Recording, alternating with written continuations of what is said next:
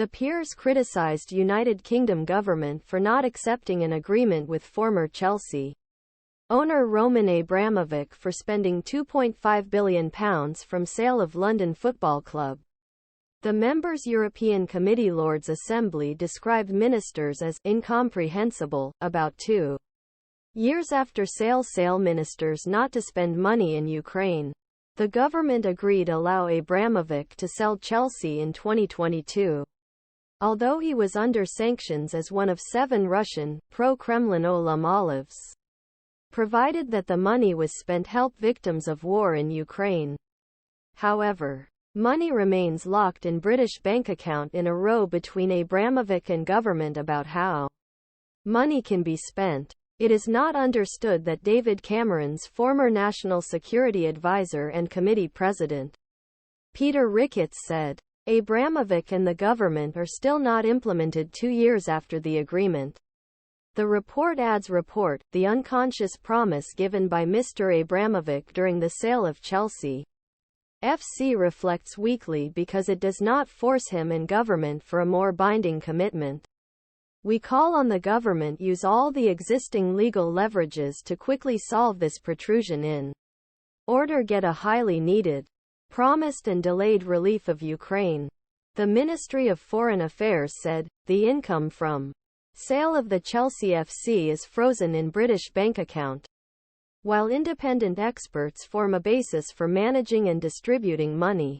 Later, a license application will have been applied to move the funds the foundation.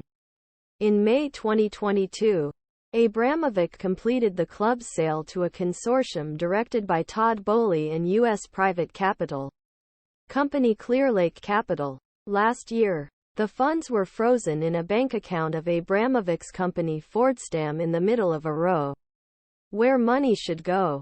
People close to Abramovich insisted that agreement should go to all victims and consequences of conflict in Ukraine, and that ministers should only be spent for humanitarian purposes in Ukraine. Foreign Minister Lord Cameron said committee that the government wanted money be spent especially for humanitarian reasons in Ukraine, and not other reasons link Ukraine or something else. European Minister Leo Doherty said that there was a disagreement about who should benefit from the fund. The members of the Lords Committee insisted that money should be spent only in regions controlled by the Ukrainian government rather than a part of Ukraine, which was currently occupied and controlled by Russia. The 96-page report suggests that if the U.S. begins reduce financing Ukraine, British ministers start working closer European colleagues.